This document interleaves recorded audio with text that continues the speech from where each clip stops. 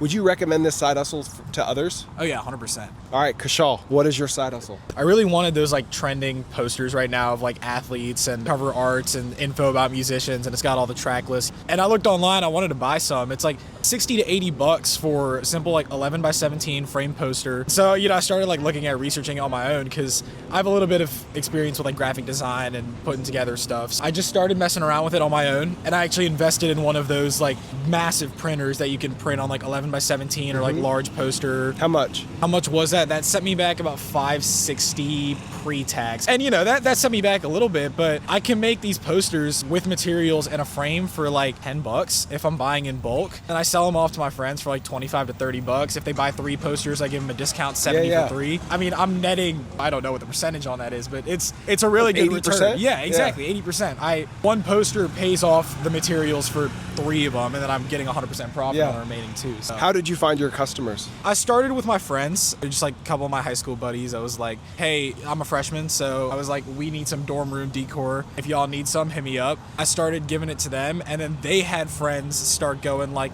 oh shoot, this is sick. Where did you get that from? And I started posting like on my Instagram and stuff, on my stories, just be like, hey, hit me up. I can get you guys set up with these. Pretty simple, because I can do it for cheaper than what they're selling it online. They win by getting a discount, and I win by walking away with like 10-15 bucks extra. Even if you're not gonna resell them, if you just want some for yourself, definitely recommend just putting in a couple hours, go to FedEx, get a poster frame, whatever one you like. Do you think this would work for non-college students? Yeah, absolutely. I think as you start getting older, you have more responsibilities and stuff. Probably not. I know, like, for example, my dad, he's busy with work, and then by the time he comes home, he doesn't even want to touch technology. He wants a beer and he wants to watch, like, baseball. I think if you're fresh out of college, if you're 5 years out of college, you still have the time, the flexibility, definitely would suggest doing that kind of stuff. If you're in high school about to be in college, you also probably have the technical know-how, so I definitely recommend it for them as well. But as soon as you start aging out of it, it gets a little tough for sure. Okay. What advice would you give to aspiring side hustlers? Identify needs, identify things that people want, and then figure out ways that you can answer that for less than what the current solution is. Because a lot of times you're not trying to invent a completely new product, but you're trying to innovate something that already exists. If we weren't innovating,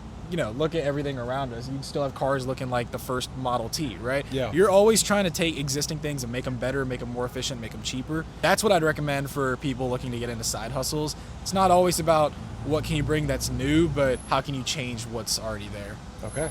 Thank you. All right. You're the man. Very much.